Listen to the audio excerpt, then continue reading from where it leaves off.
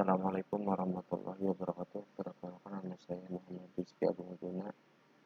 Saya adalah salah satu mahasiswa Universitas Trisakti Bekasi dengan NIM 2892050103, Prodi Manajemen semester 3 Regular Plus mata kuliah Manajemen Pemasaran dan Promosi dengan dosen pengampu Bapak Dr. Haji Imam Muhtadin SEM STI. Video ini saya buat bertujuan untuk memenuhi tugas ujian tengah semester saya di semester 3 ini. Langsung saja, apa yang dimaksud dengan pasar. Market atau pasar adalah tempat berkumpulnya berbagai pihak untuk memfasilitasi pertukaran barang dan jasa. Pihak-pihak yang terlibat biasanya adalah pembeli dan penjual. Saat ini pasar tak hanya berbentuk fisik, namun juga bisa berbentuk pasar virtual seperti pasar online, di mana tidak ada kontak fisik langsung antara pembeli dan penjual. Kemudian pemasar, dalam KBBI dituliskan pemasar merupakan orang atau badan yang melakukan kegiatan pemasaran atau dagang. Singkatnya, dia adalah subjek atau pelaku dari pemasaran. Seorang pakar di bidang pemasaran, Philip Kotler, memberikan definisi tentang pemasar. Menurutnya, pemasar adalah seorang yang mencari sumber daya dari orang lain, kemudian orang tersebut bersedia memberikan imbalan. Selanjutnya, manajemen pemasaran adalah proses menetapkan tujuan-tujuan pemasaran produk bagi suatu organisasi dengan mempertimbangkan sumber daya internal dan peluang pasar, perencanaan dan pelaksanaan aktivitas untuk memenuhi tujuan-tujuan tersebut, dan mengukur kemajuan ke arah pencapaiannya. Di sini ada pun manfaat dan kegunaan melakukan kajian manajemen pemasaran dan promosi, yaitu produk akan lebih mudah dikenal oleh pelanggan. Pemasar harus menonjolkan keunggulan dari produk yang dipasarkan sehingga bisa lebih menarik perhatian dibanding produk pesaing. Riset memungkinkan pemasar untuk mendapatkan informasi yang tepat mengenai pasar target sebuah produk. Berikut ini adalah faktor-faktor lain yang menunjukkan pentingnya manajemen pemasaran dan promosi, yaitu pengenalan produk baru di pasar, meningkatkan produksi produk yang sudah ada, mengurangi biaya penjualan dan distribusi, pasar ekspor, perkembangan saran komunikasi dan moda transportasi di dalam dan di luar negeri, meningkatnya pendapatan per kapita dan permintaan agar lebih banyak barang oleh konsumen. Selanjutnya, promosi. Promosi adalah salah satu cara yang kerap digunakan oleh para pelaku usaha untuk mendorong angka penjualan bisnisnya.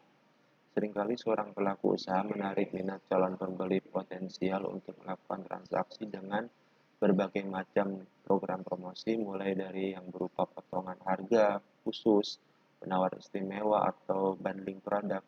Harapannya, promo yang dilakukan agar menarik dan akan menarik minat calon pembeli dan secara langsung mendorong angka penjualan. Padahal promosi sebenarnya memiliki makna dan tujuan yang lebih luas lagi.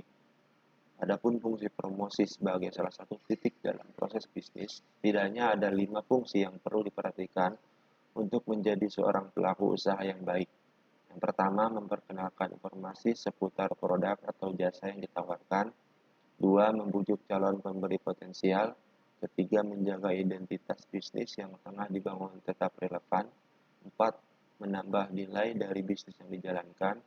Yang terakhir, kelima, fungsi promosi untuk mempermudah proses lainnya dalam sebuah bisnis.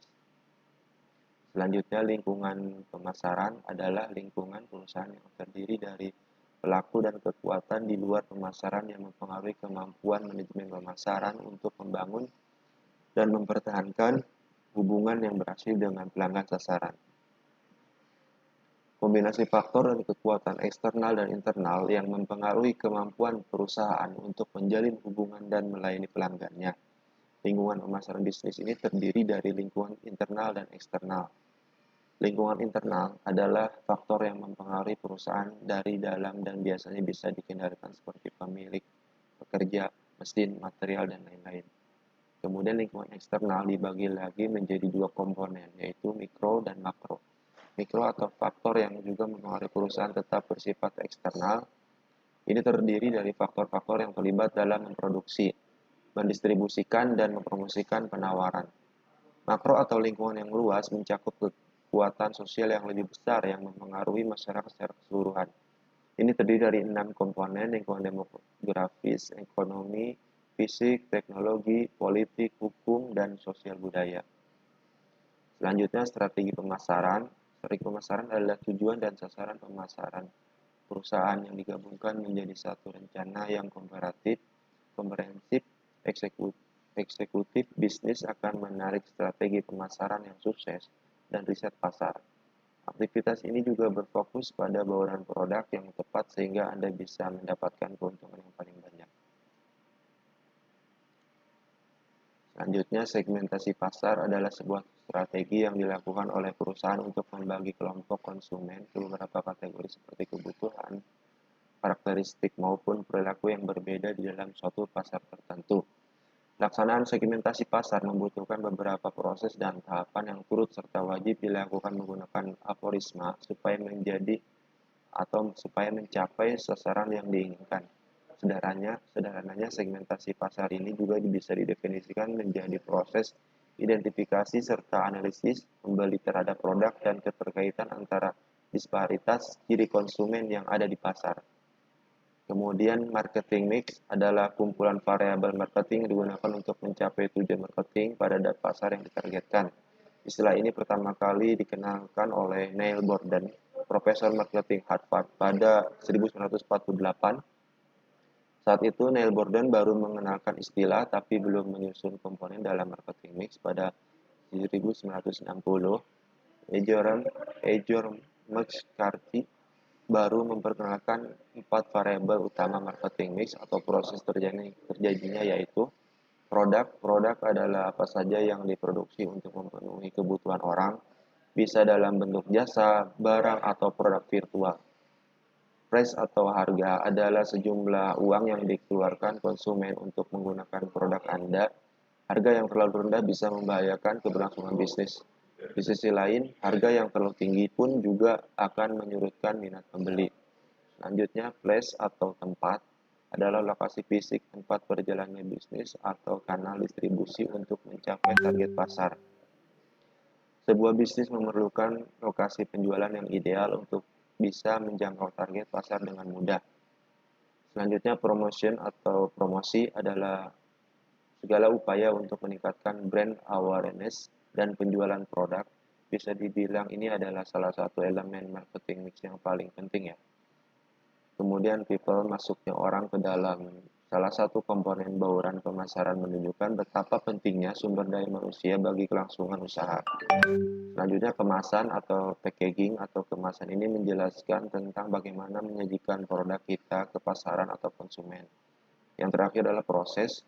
Pada produsen susu kemasan misalnya, baik oleh tim produksi maupun kontrol kualitas, proses pelaksanaan tersebut dapat dilakukan dengan menggunakan tenaga manusia atau mesin atau kombinasi. Sekian video dari saya, kurang lebih saya mohon maaf. Wassalamualaikum warahmatullahi wabarakatuh.